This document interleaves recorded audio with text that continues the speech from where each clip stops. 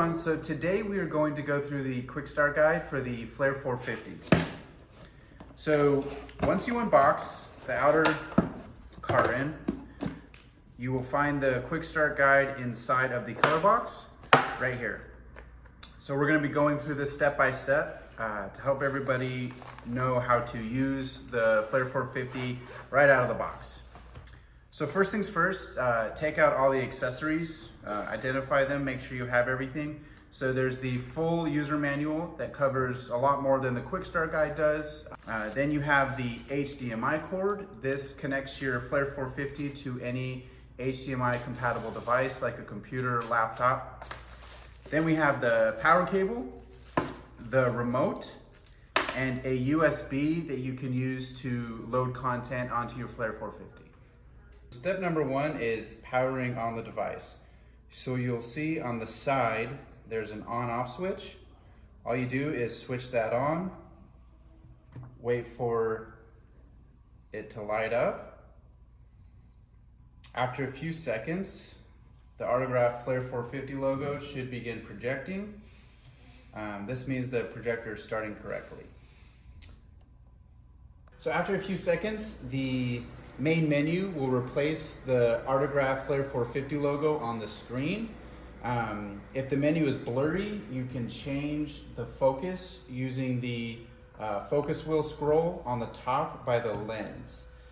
To navigate the main menu, you have a couple of options. You either use the arrows on top of the projector, and as you go back and forth in the main menu, the icons will be grayed out, the text will, so you know you're hovering over the right icon.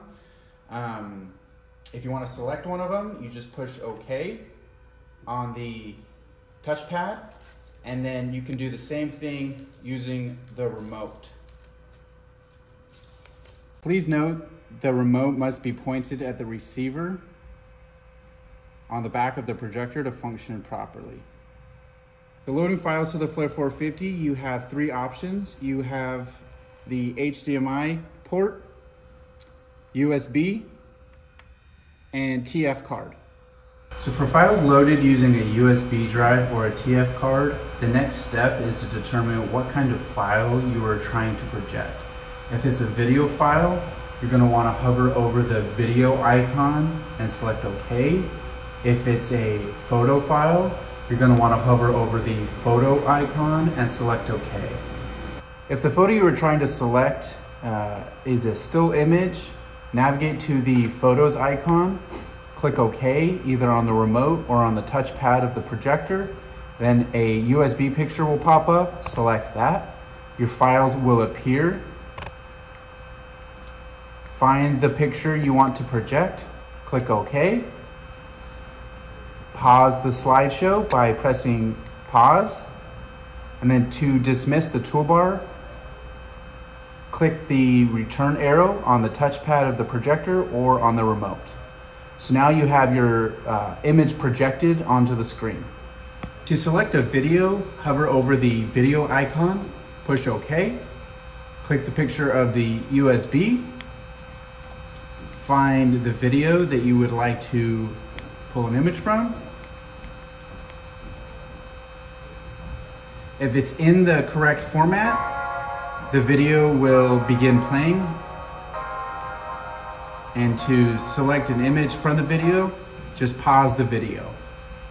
If you're trying to stream something via an HDMI cable, you need to select the inputs icon below the picture of the HDMI cable. And if you have something plugged in, once you push this button, it'll screen mirror with the other device. Simply select the video icon and it'll begin streaming if you have something connected. There are two options to access the grid overlays. The first option is to select the grids before you find your picture. So to do that, just click on the overlays icon in the main menu and then scroll through the different grids using the arrow key on your remote. Once you find the grid you want,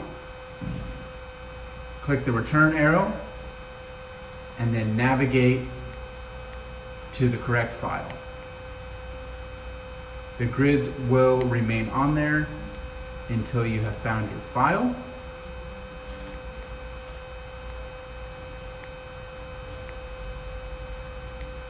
Select the file, press pause to stop the slideshow, dismiss the toolbar, and you have the grids projected over the picture. To access the grid overlays after you have selected your picture, go ahead and click through the main menu to find your file. Select your file, pause the slideshow. Once you've selected the correct file and it's projecting, all you have to do to access the grids is press the button on the remote that says grids. The grid menu will appear, and just go through the different grids to select the one you want. The keystone feature can only be accessed with the remote control by pressing the up angle and the down angle on the remote. So if you want to angle your picture down, you can angle it down, and then you can angle it back up. And this is on the remote control. So that is the quick start guide for the Flare 450. If you have any questions, feel free to contact us. Our information is on the user manual. We'd be happy to answer any questions you have. Other than that, please enjoy.